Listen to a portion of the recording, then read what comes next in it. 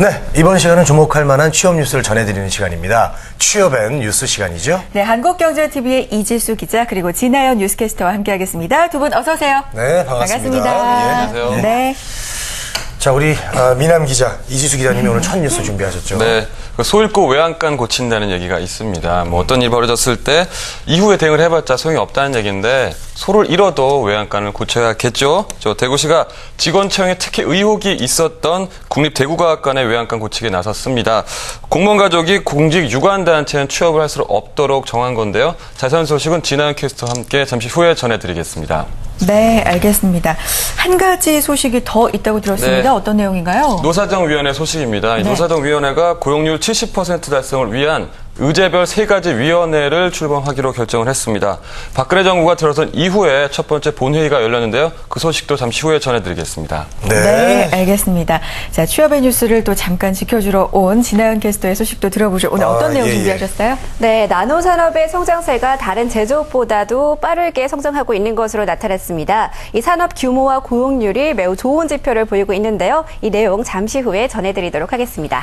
네, 취업의 뉴스 본격적으로 첫 소식부터 들어보겠습니다. 자, 얼마 전이었죠. 이 국립대구과학원 채용 비리 소식, 안타까운 소식 전해드렸었는데 이 투명성을 보장할 수 있는 제도가 도입된다고요? 어떤 내용인가요? 네, 대구시가 이 공무원 가족의 공직 유관단체 채용을 금지키로 한 내용인데요. 이 국립대구과학원 직원 채용 과정에서 이 문제가 생기면서 인력 채용 시스템을 대폭 손절키로 한 내용입니다. 자, 우선 공무원 행동 강령을 개정하고요. 이 공무원 가족의 대구시 산하 공직 유관단체 채용을 원천 차단키로 했습니다. 또 채용 과정의 투명성을 강화하기 위해서 필기 시험을 의무화하고 또 외부 평가기관에 전형을 위탁할 예정이라고 합니다.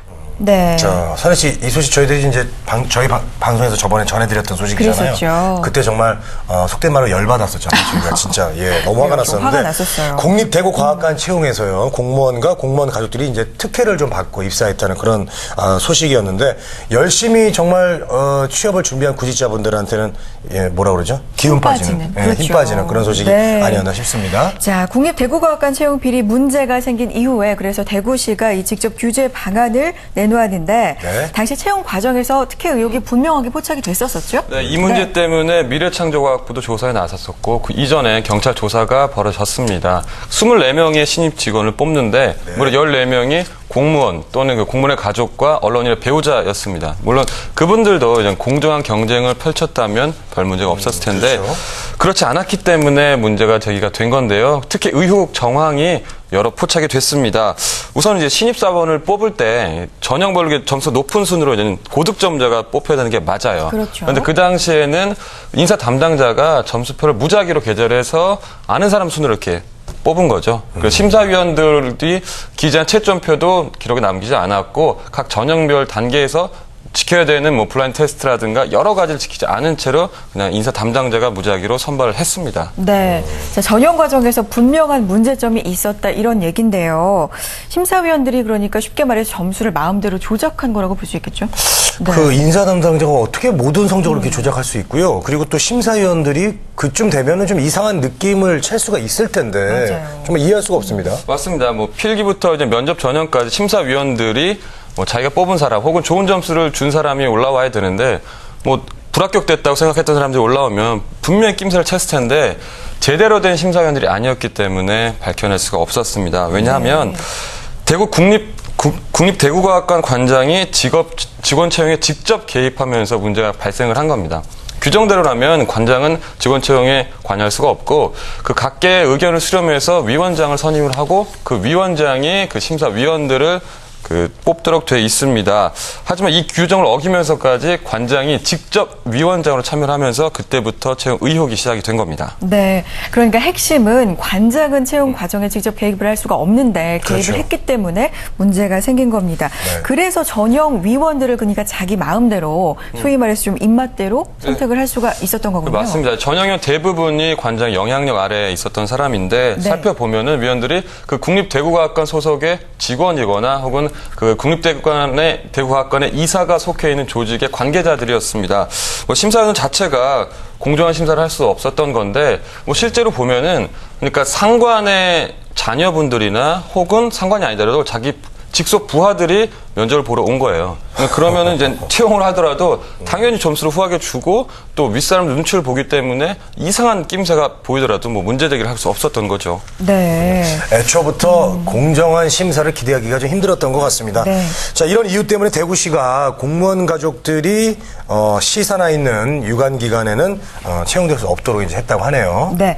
앞으로가 중요한 거겠죠. 투명성이 좀 보장이 확실하게 돼야 될 텐데 어떤 대책들이 나왔을까요? 네, 맞습니다. 이 두 가지 측면에서 규제를 강화하는데요. 이 공무원 가족의 산하기관 취업을 제한하고요. 또 채용 과정을 투명하고 공정하게 만드는 것입니다.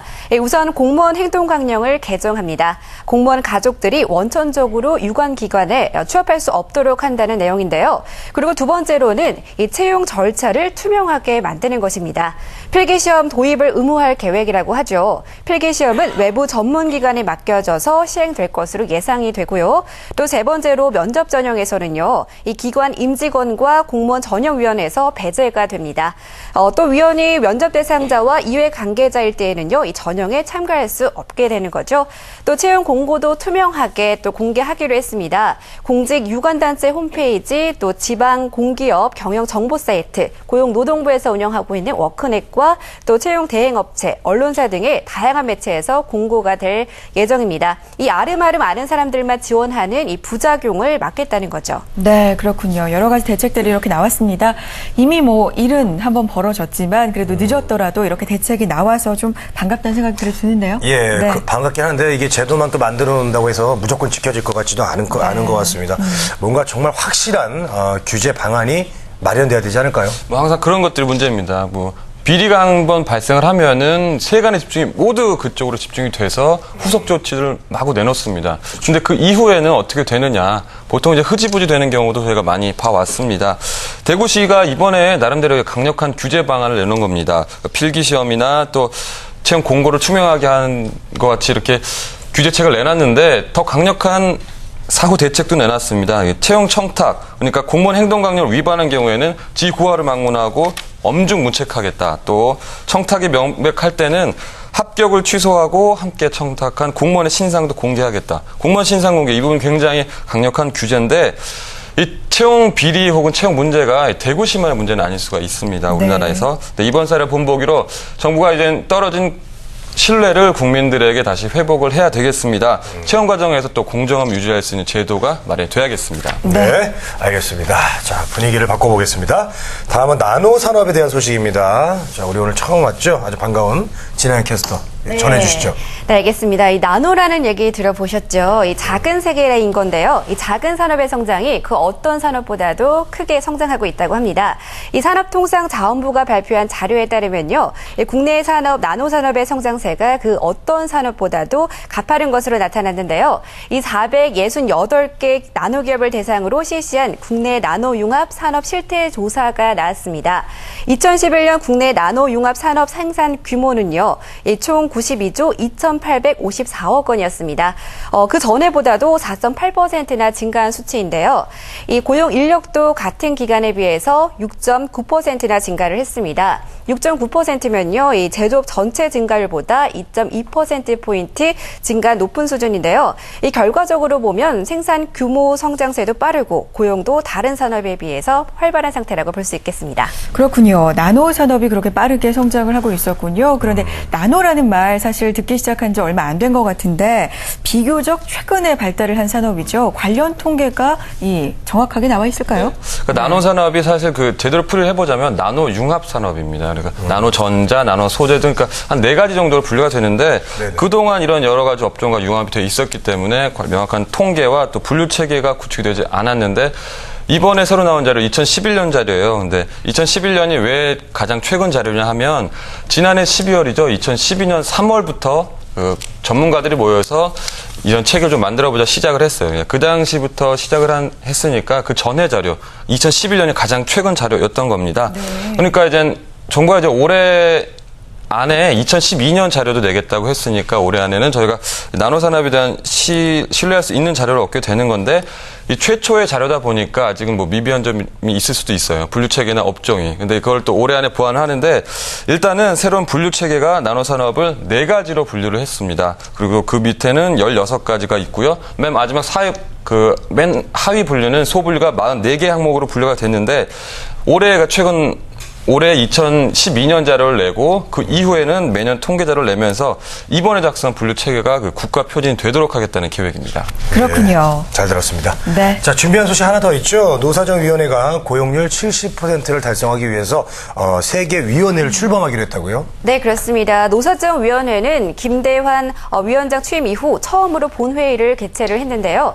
이 자리에서 고용률 70% 달성을 위해서 의제별 3가지 위원회를 출범하기로 결정을 했습니다.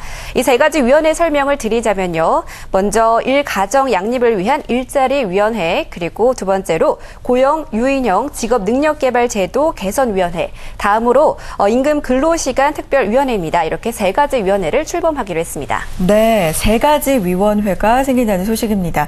이 역할을 뭔가 효율적으로 잘 분배하고 나눠서 고용률 70% 잘 달성해보자 이런 뜻인 것 같은데 각 위원회별로 역할을 한번 살펴볼까요? 일단은 뭐 기본적인 목적은 고용률을 높이는 데 있습니다. 제가 또 위원회를 좀 살펴보면 우선은 일가정 양립을 위한 일자리위원회, 그러니까 정부가 중점 과제로 추진하고 있는 시간제 일자리에 대한 정책을 추진하는 그런 위원회인데요. 일과 가정 이 2가지를 모두 해낼 수 있도록 초점을 여성에 맞췄습니다. 여성들이 시간제 일자리 그리고 자기가 일하는 거랑 또 육아를 병행할 수 있도록 정책을 마련하겠다는 거고요. 다음 그 위원회가 뭐 좀 용어가 어려운 것 같아요. 고용 유인형 직업 능력 개발 제도 개선 위원회입니다. 그러니까 고용으로 직접적으로 연관이 될 수 있도록 그 직업 교육을 시키는 건데 사실은 지금도 뭐 방송에서도 여러 번 설명을 드렸다시피 그 직업 교육을 해주는 기관들이 있어요. 근데 그런 거를 좀 더 구체화시켜서 고용률을 확실하게 높일 수 있도록 좀 탄력을 붙이겠다 이런 계획이고요. 마지막으로는 임금 근로시간 특별위원회입니다. 사실은 노사 갈등의 최대 원인이 그 임금과 그 근로 조건, 근로 환경에 있습니다.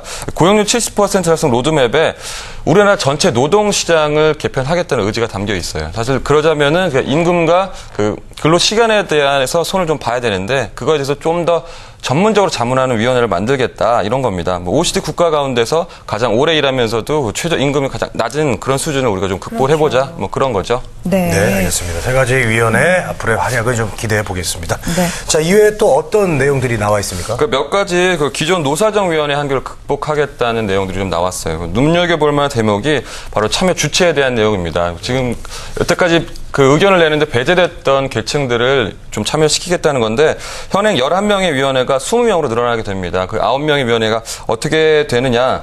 현재는 그 노사정위원회가 노동계와 경영계가 4명씩, 그러니까 8명이고 또 정부가 3명, 공유형 4명에서 11명입니다. 그러니까 노동계에서는 보면 이제 2명 정도밖에 참여를 할 수 없는 거예요, 사실. 그 2명 중에도 지금 민주노총이 참여를 하고 있지 않기 때문에 사실 노동계 입장을 대변할 수 있는 그 위원이 1명밖에 되질 않았는데 그 9명에는 그 노동계 그리고 또 다른 취약계층인 자영업자와 여성, 청년의 목까지 만들겠다는 겁니다. 그러니까 노사정위원회가 좀 더 참여 주체를 늘려서 각계각층의 여론을 수렴을 하고요.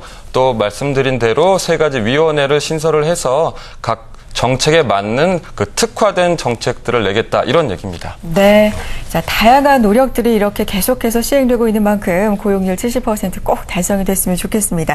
자 취업의 뉴스 오늘도 다양한 소식 살펴봤습니다. 한국경제TV의 이지수 기자 그리고 진아연 뉴스캐스터와 함께했습니다. 두 분 고맙습니다. 네, 감사합니다. 예, 수고했어요. 네.